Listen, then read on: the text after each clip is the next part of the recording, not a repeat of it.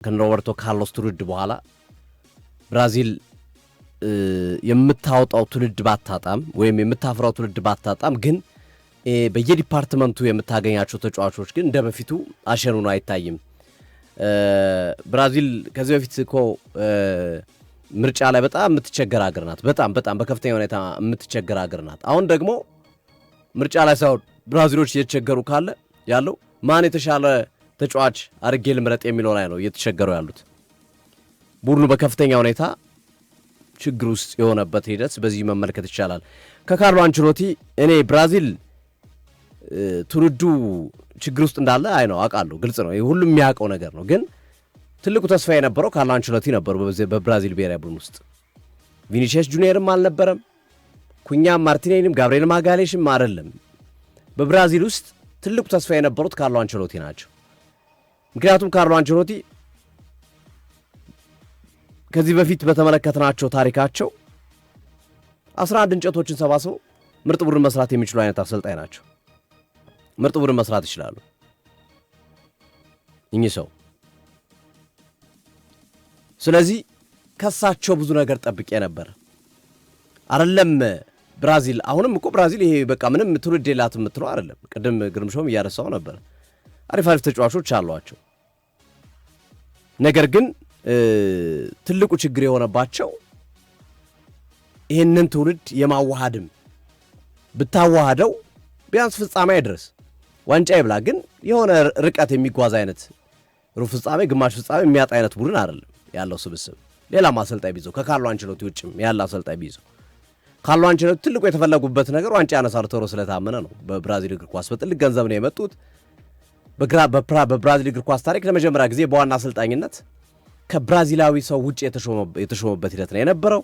ስለዚህ ፕሮሰሱ በጣም ተስፋ የነበረው ነበረ የካርሎ አንቸሎቲ። ለዛ ነው እንጂ አሁን ብራዚላውያንን ካርሎ አንቸሎቲ ባይመጡ በዚህ ዓለም ዋንጫ እንደ ማንኛውም ሀገር ተሳትፈው ያው እንደለመዱት ሩብ ፍጻሜ ግማሽ ፍጻሜ ደርሰን እንመለሳለን ነው 16 ውስጥ 32 ውስጥ ገብተን እንመለሳለን የሚል እንጂ ብራዚል ዋንጫ እናነሳለን ብሎ ደረታቸውን ያነፉም። የካርሎ አንቸሎቲ መምጣት ግን ያንን ሐሳብ የቀየረ ይመስል ነበረ። ካርሊቶ በዓለም ዋንጫው ጅማሬ ላይ ግን አልተመለከትንም። በምድብ ጨዋታዎች እንደው ምናልባት ቡድኑ እየተሰራ ይመጣል የሚል ግምት ካልነበረ በስተቀር በምድብ ጨዋታዎቹ ላይ ያስታውቃል ብራዚል የትም እንደማይደርስ ቡድኑ ያስታውቅ ነበር። የተቸገረባቸው ጨዋታዎች ብዙ ነበሩ። የሞሮኮ ጨዋታ ተቸግሯል። በጃፓን ጨዋታ ላይ በጣም ተቸግሮ ነው ያሸነፈው እና መሰል ነገሮችን እንመለከታለን። እኔ እምነቴ ካርሎ አንቸሎቲ ላይ ብራዚል ተጫዋቾችና የብራዚል ብሔራዊ ቡድን ላይ ሳይሆን አንቸሎቲ ላይ ነበር ትልቁ እምነት የነበረው እንደኔ ማለት ነው። ብዙዎች ብራዚሎችም ወይም የብራዚል ደጋፊዎች ይህን ሀሳብ የሚጋሩት ይመስለኛል። ካርሊቶ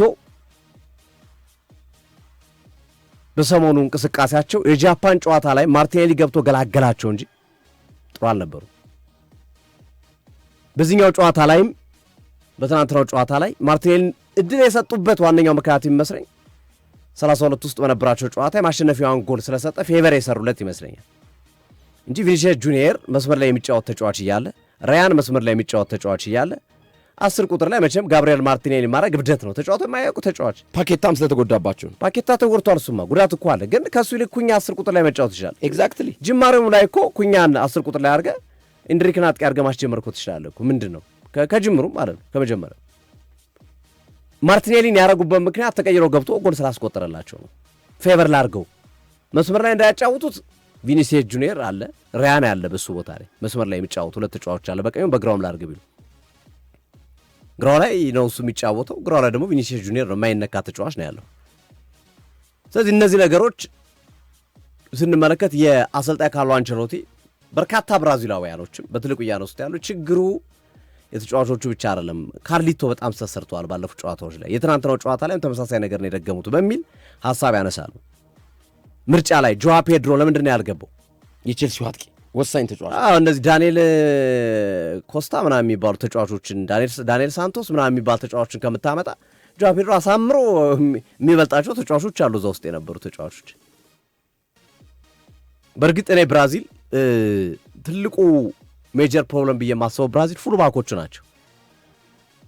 እዚህ በፊት ዓለም ዋንጫ ሲያነሱ ብራዚል ዋነኛ መሳሪያዎቻቸው ፉል ባኮቻቸው ነበሩ። እነ ማርሴሎ እነ ሮቤርቶ ካርሎስ እና ያየንበት ዳኒሎና ዳግላስ ሳንቶስ እነ ዳኒ አልቬዝ ዳግላስ ሳንቶስ እና ዳኒሎ ነበሩት። የት አሉ እኮ አሁን ያሁኑ የትና እነ ዳኒሎና ዳኒሎ የጨረሰ ተጫዋች ነው፣ እድሜው ያለቀ ነው። ዳግላስ ሳንቶስ ገና ምንም ሲፈይድ አትመለከቱ። ዋናው የብራዚል ችግር በነገራችን ላይ አማካኙ አልነበረም፣ የመስመር ተከላካዮቹ ላይ የነበረ ነው እንጂ ሶፊ አማካኙም ዜሮ እኮ ነው። አዎ ግን ሜጀር እዛ ጋር ያ ያመጣው ኢንፍሉዌንስ ነው ሚዱን ዜሮ ያደረገው። ያ ያመጣው ተጽዕኖ ነው ሚዱን እንደ ውጤታማ እንዳይሆን እያደረገው ያለው። መስመር ላይ ያሉት ተጫዋቾች በአግባቡ ሚዱን መደገፍ ቢችሉ እንደነ ማርኪኒዮስ እና እንደነ ጋብሪኤል ማጋሌሽ ለሚዱ በቂ ሽፋን መስጠት ቢችሉ ሚዱ ቢያንስ የተሻለ ይንቀሳቀስ ነበር። እየገቡ ኢንቨርትድ ዊንገር እየሆኑ እንደ ትሬንት አሌክዛንደር አርኖልድ አይነት ሚና እየገቡ ቢጫወቱላቸው ኢቭን መስመር ላይ ኦቨርላፕ አንዴ እንኳን ኦቨርላፕ አድርጎ ሄደ መስመር ተከላካይ የለም። ዳንኤሎም ዳግላስ ኮት አንዴ እንኳን ኦቨርላፕ አድርገው አልሄዱ በዚህ ጨዋታ። ሜጀር ፕሮብለሙ ግልጽ ነው፣ ግን ምንድነው አፍንጫ ሲነካ ዓይን ያለቅሳል እንደሚባለው የአማካይ መስመሩ መጉደል፣ የአማካይ መስመሩ ጥሩ አለመሆን አንዱ ምክንያት የፉልባኮቹ ጥሩ አለመሆን።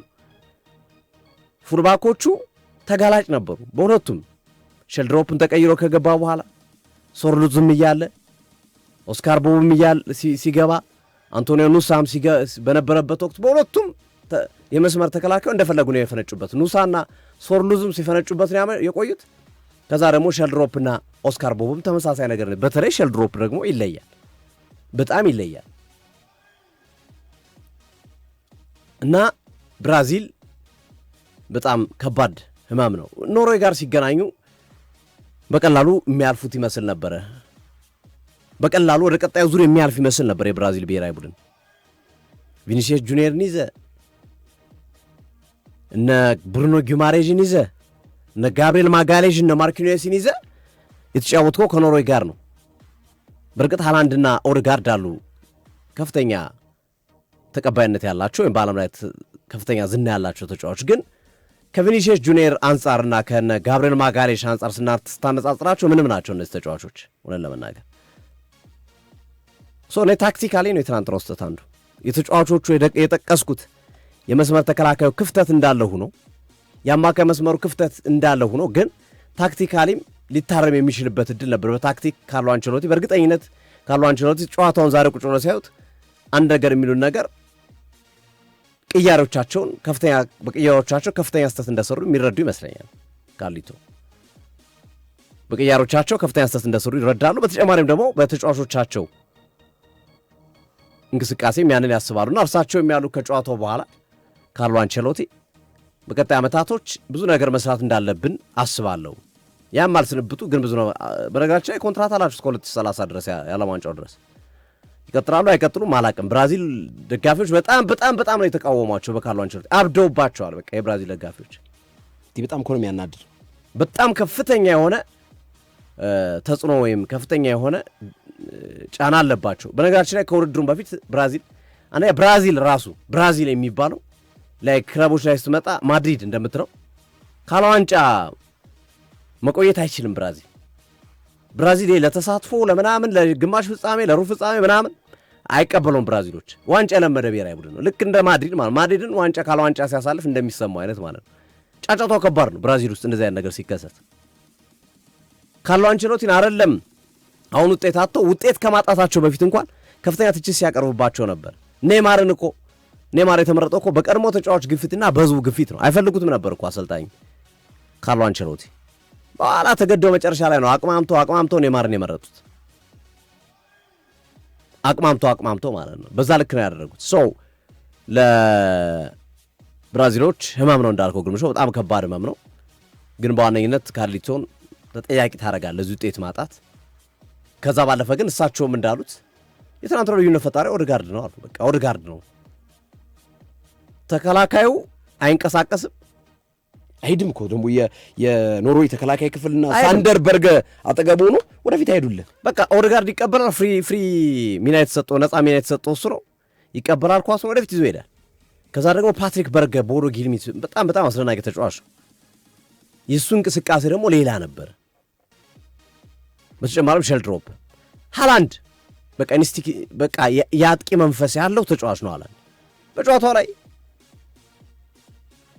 ሲሯሯጥ አታየው፣ ምን ሲል አታየው። አንድ እድል አገኘ፣ ከጋብሪኤል ማጋሌሽ የአየር ኳሱን አሸንፎ ገጫ ያገባ።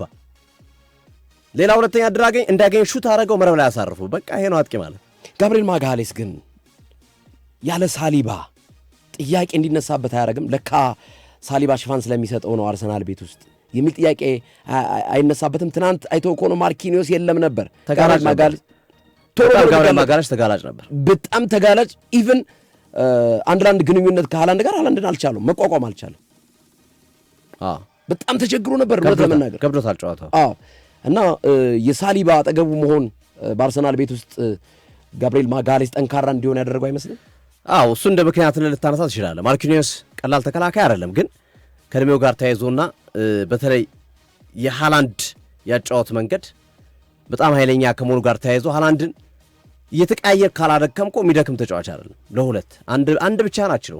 አሁን አርሰናል ላይ ምንድነው የሚያደርጉ? ሳሊባ ይዟል፣ ከዛ ለጋብርኤል ይሰጠዋል፣ ጋብርኤል ይዟል፣ ለሳሊባ ይሰጠዋል። እንደዚህ እያረግ ካልሆነ በስተቀር ሙሉ 90 ደቂቃውን የምችለው አይነት አይደለም። በጣም ጉልበተኛ ነው፣ በጣም ግዙፍ ነው፣ ይመታል፣ ከፈለገ ይገጫል። ሁሉም ነገር ያለው የአጥቂ መስመር ተጫዋች ነው ሃላንድ። በጣም አስገራሚ ነው። በዚህ ዓለም ዋንጫ እንግዲህ አሁንም አስደናቂ ጉዞ እያደረጉ ከሚገኙ ለኮከብ ጎል አግቢነት ለወርቅ ጫማ እየተፎካከረ የሚገኝ ድንቅ ተጫዋች ነው ኤርሊንግ ብራውት ሃላንድ እና ይሄ ነው ልዩነት።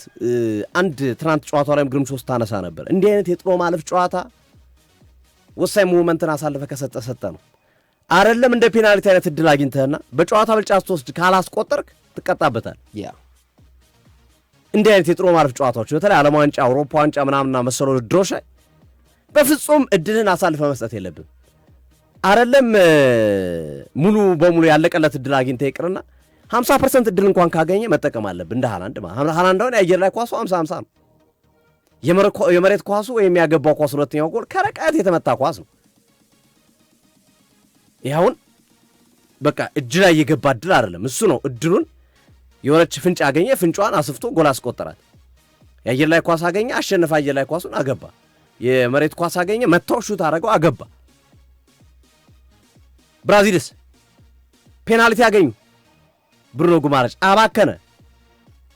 አንድ ሙመንት ትልቅ ሙመንት ሆነ፣ እሱን ጎል አስቆጥሮት ቢሆን ሃላንድ ለማርኪኒዮስና ለጋብርኤል ማጋሌሽ ከባድ አይሆኑ ነበር። ተከላካዩን ደርቲውን ስራ መስራት ይችላሉ፣ አይከብዳቸውም። አሁን ሁለቱም ለመስራት በሚሄዱበት ጊዜ ነው የተቀጡት። ማጥቃትም ይፈልጋሉ ጎል ለማግኘት፣ ሃላንድን ለማቆም ይከላከላሉ። ሁለት ስራ ነበር የነበረባቸው። ያቺ ጎል ብሩኖ ጉማሬሽ አስቆጥሮ ቢሆን ግን ስራቸው የሚሆነው ሃላንድ መያዝ ብቻ ነው፣ ማርክ ማድረግ። ከዛ የተለየ ስራ አይኖርም፣ ይቀል ነበረ ስራቸው ማለት ነው። ሁለት ኢንድሪክ ያን የመሰለ ኳስ ሰፈትፍቶ ተሰጥቶት ምን ይሁንልኝ እንዳላልገባኝ፣ ወይ ግብ ጠባቂውን ማለፍ ከተጠጋው፣ ወይ ሹት ማድረግ፣ ወይ ቀድሞ ኳሱን ኮንትሮል አድርጎ መሞከር ማለት አጥቂ ነው አይደለም እስክትል ድረስ ኢንድሪክ በማድሪድ ሁለት የሚጫወት ተጫዋች ነው እስክትል ድረስ ማለት ነው።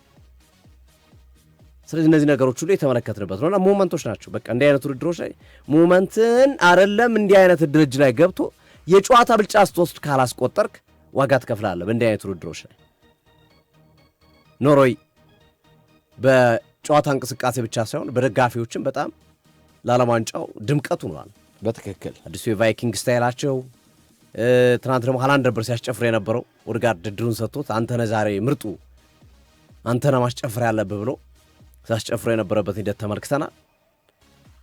ኖርዌይ ከቀጣይ ጨዋታው እንግዲህ ከባድ ፍልሚያ ቢሆንም ከባድ ትንቅንቅ ቢሆንም ለኖርዌዮች ግን አሁንም የምትንቀው ቡድን አይደለም። ኖርዌይ አሁንም የምትንቀው ቡድን አይደለም።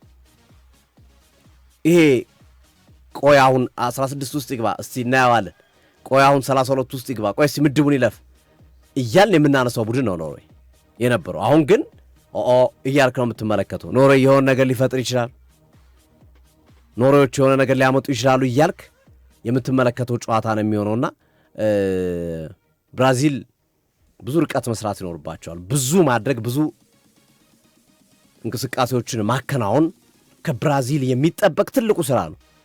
አንቸሎቲ እኔ ብዙ ጊዜ ያላቸው አይመስለኝም። ምናልባት ኮንትራት ስለሰጧቸው 2030 ድረስ እድል ይሰጧቸዋል አላቅም። ግን ትውልድ ይፈልጋል መሰለ የመስመር የሁለቱ መስመሮች ቀኝና ግራዊ መስመር ተከላካይ ትውልድ ይፈልጋል። እንደ ካሲሜሮን በቀጣዩ ዓለም ዋንጫ ስለማይኖሩ 6 ቁጥር ላይ በጣም ጥራት ያለው ተጫዋች ይፈልጋሉ።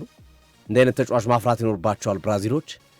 አለበለዚያ ግን አሁንም የዋንጫ ጥማታቸው የሚቀጥል ይመስለኛል እና ለኔማር ልብ ሰባሪ ነበር የትናንትናው ውድድር። ብራዚልን እንግዲህ ተሰናብተናታል። ብራዚልን የተሰናበትናት ሀገር ሆናለች። በቀጣይ